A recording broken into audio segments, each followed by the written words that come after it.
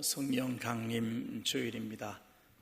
우린 지난 한 주간 동안 성령 강림 주일을 맞이하기 위해서 작정밤 기도회로 모여서 또 함께 기도했습니다. 부활하신 예수님께서 하늘로 하나님께로 올라가신 후에 제자들과 120명의 사람들이 마가의 다락방에 모여서 함께 기도하던 중에 오순절날 아침에 성령 임재의 놀라운 체험을 하게 됩니다. 성령이 그들에게 임하자 그들은 이전과는 전혀 다른 사람의 모습으로 변화되었습니다. 주님은 이미 요한복음 14장의 고별 설교에서 성령 임재에 관해서 이미 말씀을 하셨습니다. 요한복음 14장 26절을 보면 보혜사 곧 아버지께서 내 이름으로 보내실 성령 그가 너희에게 모든 것을 가르치고 내가 너희에게 말한 모든 것을 생각나게 하리라. 주님의 이 말씀대로 성령이 임하자 120명의 사람들은 하나님께서 이루시기를 원하시는 구원의 역사, 하나님의 섭리와 계획 안에 예수님이 오시고 십자가에서 고난 받으시고 죽으시며 부활하셨다는 그 사실과 그것의 의미를 깨닫게 되었고 또한 믿게 되었습니다. 성령의 임재는 그들에게 구원의 확신과 체험을 주었습니다. 죄와 죽음의 지배 아래 살아왔던 생명이 예수 그리스도의 십자가 사건을 통해서 죄로부터 자유함을 얻었으며 영원한 생명에 이르게 되었음을 확신하게 된 것입니다. 이 놀라운 체험 속에서 그들은 과거와는 전혀 다른 존재의 모습을 보여줍니다. 비겁한 자들이 용기로 충만하게 되었고 무지한 자들이 하나님의 구원의 비밀을 깨닫게 되었으며 하나님 나라의 영생에 대한 확신을 가지게 되었고 자신들이 발견한 하나님의 구원을 사람들에게 외치기 시작했습니다. 그리고 바로 이 사건이 교회와 복음 전도의 출발점이 되었습니다. 하나님의 인류 구원의 사역은 인간의 타락과 더불어서 이미 시작이 되었습니다. 그리고 이스라엘 역사와 성전 예배를 통해서 계속 되어져 왔습니다. 그리고 예수 그리스도의 탄생과 고난과 죽으심으로 하나님의 구원 역사는 새롭게 시작이 되었고 주님의 부활과 성천 그리고 성령 강림을 통해서 하나님의 구원 역사는 완성되었습니다. 이 하나님의 구원 역사는 오늘 우리 가운데서 이루어지고 있고 우리를 통해서 세상에 전해지고 있습니다. 오늘 우리는 성령 강림절을 맞이해서 다시금 성령의 일하심과 성령의 의미가 무엇인지를 바르게 알고 성령을 사모하는 삶을 살아갈 수 있어야 하겠습니다. 첫 번째로 성령은 생명의 근본이 되는 하나님의 영입니다. 오늘 처음 읽은 에스겔서 37장의 말씀을 보면 하나님의 선지자 에스겔이 하나님의 영에 감동되어서 환상을 봅니다. 본문 1절을 보면 여호와께서 권능으로 내게 임재하시고 그의 영으로 나를 데리고 가서 골짜기 가운데 두셨는데 거기 뼈가 가득하더라. 하나님은 에스겔에게 뼈가 가득 차 있는 골짜기를 보여주셨습니다. 그러면서 그 뼈들을 향해서 하나님의 말씀을 외치라 그렇게 명령을 하죠. 에스겔이 하나님의 말씀을 받아 그 뼈들에게 명령을 했더니 마른 뼈들이 서로 맞추어져서 골격을 이루고 거기에 살이 입혀졌고 마침내 생기가 불어넣어지면서 살아있는 큰 군대로 변화되었다는 환상이었습니다. 그리고 거기 11절 이하를 보면 이 놀라운 환상의 의미를 이렇게 설명합니다. 지금 이스라엘 백성들, 곧 바벨론 포로에 잡혀와 있는 백성들의 모습이 곧 마른 뼈들의 모습과 같다는 것입니다. 그들은 조국을 잃어버리고 성전이 파괴되고 바빌론으로 포로되어 오면서 이런 생각에 빠졌습니다. 이제 우리는 끝났다. 우린 더 이상 소망이 없다. 우린 절망에 빠진 백성들이다. 이런 생각을 하고 있었습니다. 바로 이들을 향해서 하나님께서는 하나님의 영을 불어넣어 주실 것이고 그들을 살아 움직이는 군대로 변화될 것임을 선포하고 있는 것입니다. 그래서 에스겔 37장 14절을 보면 내가 또 내 영을 너희 속에 두어 너희가 살아나게 하고 라고 말씀합니다. 하나님의 영이 저들 가운데 임하게 될 때 절망 속에 있는 저들이 새로운 생명으로 살아나게 될 것임을 선포하고 있는 말씀입니다. 이와 같이 하나님의 영이 인간 속에 들어오실 때 인간은 진정한 생명체가 됩니다. 왜냐하면 인간은 태초부터 그렇게 창조되었기 때문입니다. 하나님의 인간 창조 역사를 말하고 있는 창세기 2장의 말씀을 보면 하나님은 흙을 재료로 해서 인간을 만드시고 그 안에 생기를 불어넣어 살아있게 만드셨다고 말씀합니다. 창세기 1장에서는 이런 사실을 좀 더 깊은 의미에서의 설명을 하고 있죠. 하나님의 형상, 곧 하나님의 인격을 닮은 존재로 창조되었다. 이렇게 말씀을 하고 있습니다. 분명한 사실은 인간의 생명은 하나님의 영으로 말미암아 살아있게 되었고 참 생명이 되고 참 인간이 된다는 것입니다. 이 말씀을 다르게 설명하면 이와 같습니다. 인간이 참 인간으로 살아가려고 한다면 하나님의 영이 그 속에 있어서 바른 인격으로 이끌어 주시고 그 하나님의 영의 인도와 지배와 능력을 계속해서 공급받아야 한다 하는 말씀입니다. 그래야만 참 사람의 삶을 살 수 있다는 것입니다. 그런데 인간은 아담의 범죄 이후로 죄로 말미암아 타락하였고 죄가 인간을 지배하게 되었습니다. 인간은 하나님의 영 없이도 숨쉬고 살아갑니다. 그러나 인간은 영생을 소유한 존재가 아니라 사망을 향해 달려가는 존재가 되어버렸습니다. 그리고 하나님의 영이 떠나버린 인간은 인간답지 못한 삶, 곧 온갖 불의하고 잘못된 관습과 우상 숭배를 벗어나지 못하고 있습니다. 이런 타락한 우리 인간 속에 다시금 하나님의 영이 부어져야 합니다. 성령이 임하셔서 우리에게 참 생명을 주셔야만 합니다. 그래야만 인간은 하나님이 창조하신 본래의 목적을 이룰 수 있고 참 인간답게 살아가고 영생을 향해 나아가는 생명이 될 수 있습니다. 우리는 이미 예수 그리스도를 믿음으로 성령으로 거듭난 자가 되었지만 그리스도의 온전한 인격에 이르도록 다시금 성령의 충만함을 사모하고 성령의 충만함으로 참 생명으로 변화되어져야 하는 것입니다. 여러분, 이처럼 성령은 생명의 근본이 되시는 하나님의 영이십니다. 두 번째로 성령은 우리를 온전함으로 이끌어 주십니다. 오늘 두 번째 본문인 로마서의 말씀은 성령께서 우리 가운데 오셔서 우리를 어떻게 변화시키시는지를 분명히 말씀을 해줍니다. 인간은 처음부터 완전한 존재로 창조된 것은 아닙니다. 인간은 성장과 발전을 통해서 완성되어 가는 존재로 창조되었습니다. 그리고 이 과정 속에서 우리를 완전하게 하시는 분이 바로 하나님의 영이신 성령입니다. 실제로 우리가 살아가는 삶의 모습을 보면 불완전하고 나약하기가 짝이 없습니다.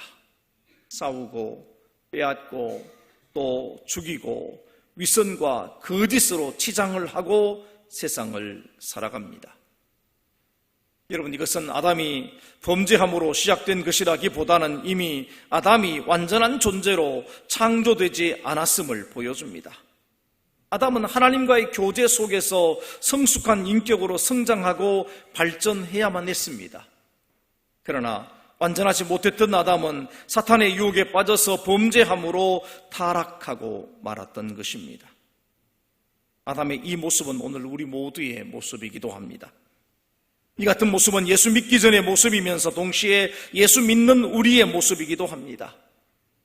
우리가 믿음의 자리에 서 있지만 여전히 우리 연약함과 부족함은 늘 악과 죄의 유혹을 벗어나지 못하고 살아가고 있습니다. 하나님은 이와 같은 우리를 구원하시고 구속하시고자 예수 그리스도를 보내셨고 십자가와 부활을 통해서 인간의 죄를 대속하시고 성령을 그 가운데 보내주신 것입니다. 마가의 다락방에 있던 120명의 사람들은 오늘 우리와 다르지 않습니다. 우리가 똑같이 연약함을 지닌 그런 사람들이었습니다. 그런데 그들이 예수 그리스도를 주님으로 믿고 영접함으로 하나님과의 막힌 담이 무너졌고 오순전에는 하나님의 영인 성령이 임함으로 놀라운 변화를 체험했던 것입니다. 그래서 오늘 본문 로마서 8장 1절 2절은 이렇게 말합니다. 그러므로 이제 그리스도 예수 안에 있는 자에게는 결코 정죄함이 없나니 이는 그리스도 예수 안에 있는 생명의 성령의 법이 죄와 사망의 법에서 너를 해방하였음이라. 아멘. 이제 그리스도 예수와 함께 사는 사람들은 성령의 임재를 통해서 참 생명을 누리게 된 것입니다. 이미 저와 여러분들은 이 영원한 생명을 누리고 있습니다. 그러나 아직 완전해지지는 않았습니다. 어느 주일학교 전람회에서 상을 탄 소년이 있었습니다. 사람들이 소년에게 그와 같이 훌륭한 그림을 그린 것에 대해서 칭찬을 아끼지 않았습니다. 그런데 소년은 이렇게 그들에게 대답을 했습니다.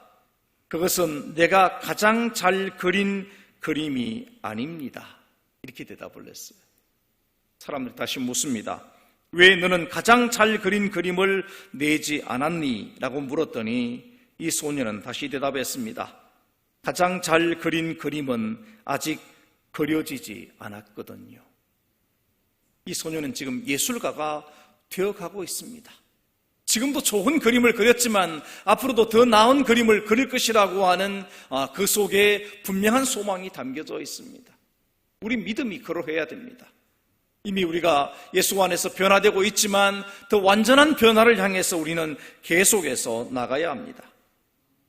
성령의 임재는 한순간에 인간의 존재를 온전한 모습으로 변화시키는 것은 결코 아닙니다.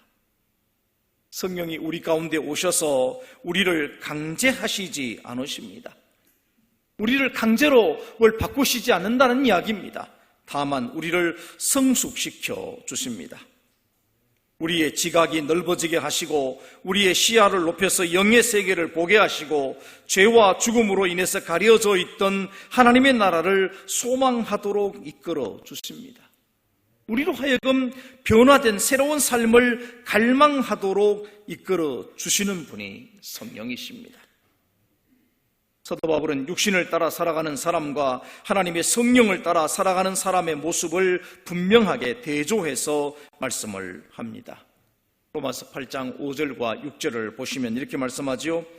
육신을 따르는 자는 육신의 일을, 영을 따르는 자는 영의 일을 생각하나니 육신의 생각은 사망이요 영의 생각은 생명과 평안이니라. 하나님의 영의 인도함을 받지 못하고 육신의 감정을 따라 살아가는 자들의 삶은 그것은 죽음을 향한, 사망을 향한 삶이고, 그러나 성령에 속한 생각은 생명과 평화라고 말씀하고 있습니다. 여러분, 육신을 따라 살아간다는 것은 성령께서 열어 보이시는 영원한 세계를 보지 아니하고 믿지 못하기 때문에 죽음으로 끝나는 이 땅의 삶만을 생각합니다.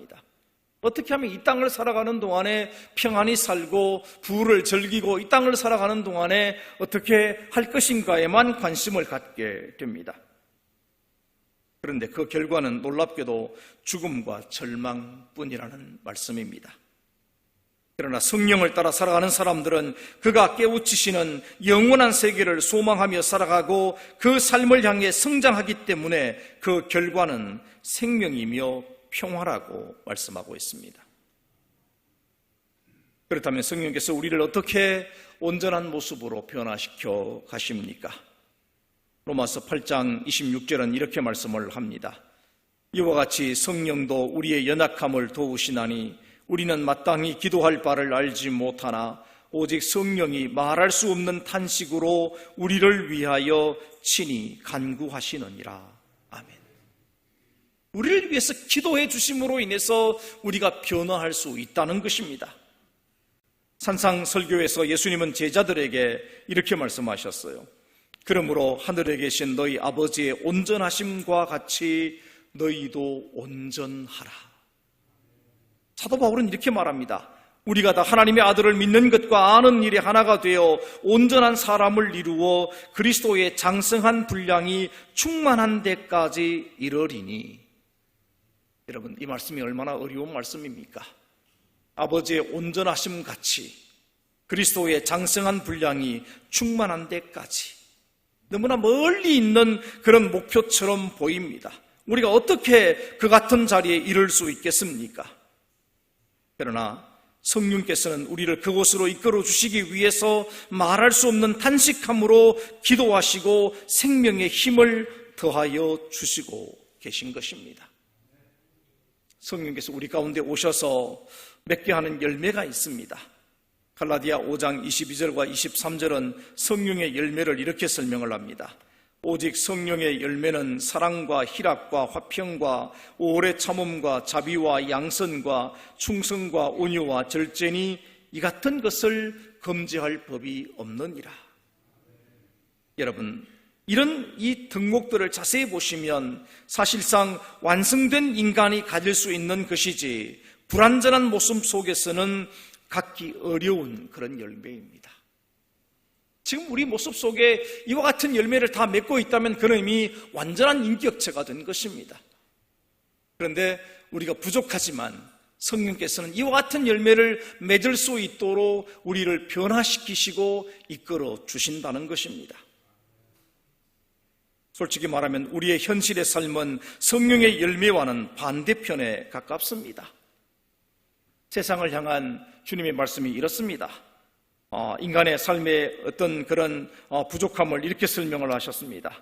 음행과 더러움과 방탕과 우상 숭배와 마술과 원수 맺음과 다툼과 시기와 분노와 이기심과 분열과 분파와 질투와 술 취함과 흥청거림, 이런 것들을 육체의 욕망이라고 그랬습니다. 이런 육체의 욕망들이 끊임없이 우리를 유혹해서 육체의 욕망을 따라 살아가도록 우리를 이끌어갑니다. 그런데 성령께서는 이런 우리를 온전케 해주시기 위해서 탄식하며 기도하시고 우리로 하여금 주님의 마음을 품고 주님을 닮아가도록 이끌어 주신다는 것입니다. 그래서 우리가 그리스도를 본받는 삶으로, 그리스도를 닮아가는 삶으로 날마다 변화할 수 있는 것입니다. 세 번째로 성령은 우리를 하나님 안에 머물게 하십니다. 우리는 성경을 통해서 능력이라는 말을 자주 접하게 되는데 이 능력이라는 말의 헬라어는 디나미스라는 말입니다. 이 디나미스라는 말에서 오늘날 우리가 사용하는 다이너마이트라고 하는 말이 나왔습니다. 성령은 그야말로 다이너마이트처럼 강력한 힘과 능력을 가졌습니다. 그런데 우리는 성령의 능력이라고 이런 말을 사용할 때는 그 능력의 의미를 분명히 이해해야 됩니다. 많은 경우에 성령의 능력하면 그것을 신비적이고 초월적인 현상으로만 이해합니다. 그래서 병든 자가 낫고 여러 가지 은사가 나타나고 성령의 능력으로 초자연적인 권능을 행해야, 그래야 하나님의 성령이 임재한 것으로 사람들은 생각합니다. 여러분, 그런데 이와 같은 현상만으로 성령의 능력을 제한한다면 그것 또한 잘못된 생각입니다. 오히려 육체의 질병을 고치고 신비한 환상을 보게 하는 것은 작은 일에 불과합니다. 참으로 성령의 능력이 나타나는 곳과 그 현상은 다른 것에 있습니다. 성령의 진정한 능력이 사실은 오늘 여러분 가운데 이미 나타나고 있습니다. 그것은 그리스도인들로 하여금 하나님의 사랑에서 끊지 못하도록 막으시는 능력입니다. 로마서 8장 38절과 39절을 보면 이렇게 표현합니다. 내가 확신하노니 사망이나 생명이나 천사자들이나 권세자들이나 현재일이나 장래일이나 능력이나 높음이나 기품이나 다른 어떤 피조물이라도 우리를 우리 주 그리스도 예수 안에 있는 하나님의 사랑에서 끊을 수 없으리라.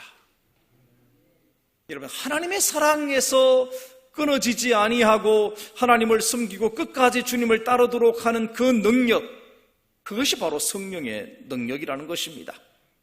실제로 초대교회는 심각한 위협 아래에서 믿음의 삶을 살았습니다.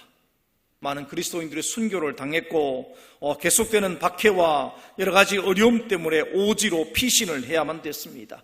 그들은 가난과 박해를 감수했습니다. 참으로 놀라운 일이죠. 그런데 이 같은 것들이 어떻게 가능했느냐라고 하면 그것은 오직 성령의 능력 때문이었습니다. 성령의 능력은 우리를 하나님의 사랑에서, 그리스도의 사랑에서 끊어내지 못하도록 굳게 지켜주십니다. 로마서 8장 35절은 이렇게 말하죠. 누가 우리를 그리스도의 사랑에서 끊으리요? 환난이나 곤고나 박해나 기근이나 적신이나 위험이나 칼이랴. 다시 말하면 이 세상에 있는 어떤 위협적인 세력도 우리를 그리스도의 사랑에서 끊을 수 없다고 말씀하십니다. 오늘 우리가 참으로 어려운 세상을 살고 있습니다. 각자의 삶을 둘러보면 이미 어려운 일들을 경험하는 것이 한두 번이 아닙니다. 그러면서도 여러분이 믿음을 지키고 있는 것은 이미 성령께서 여러분의 마음을 붙잡고 계신 것입니다. 이것이야말로 진정한 성령의 능력입니다. 프랑스 영지였던 적도 아프리카에 사는 카레족에게 기독교를 전파하던 여선교사 에스텔라 마이어즈라는 분이 계셨습니다. 그는 본토민들이 성경을 읽을 수 있도록 성경을 번역하고 있었는데 보혜사 성령을 설명하는 단어를 찾지를 못했습니다. 자기를 도와주는 조력자들, 원주민들에게 이야기를 했습니다. 성령은 이런 분이시다 설명을 했어요. 성도들을 권면하시고 책망하시고 보호하시고 인도하시고 가르치는 분이시다. 이 말을 어떤 단어로 번역하면 좋겠느냐 이렇게 물어봤더니 조력자들이 그 설명을 다 들은 다음에 이렇게 말을 했습니다. 우리를 위하여 그런 일을 해주는 일을 우리는 우리 옆에 구부리고 있는 이라고 하지요. 이렇게 대답을 했습니다. 우리 옆에 구부리는 이, 아무리 생각을 해봐도 성령이라는 말과 닿질 않아서 그 말이 어떻게 나온 것인가를 다시금 물었습니다. 그 말이 어디서 나왔느냐라고 물었더니 조력자들이 이렇게 설명을 했습니다. 아프리카에 있는 짐꾼들이 짐을 이제 머리에 이고 이동을 할 때는 오랫동안 이동을 합니다. 보통 2달 혹은 3달 동안 계속해서 짐을 이고 이제 이동을 하게 되는데 그들 중에는 도중에 학질이나 이질에 걸리는 사람들이 꼭 생긴다는 것입니다.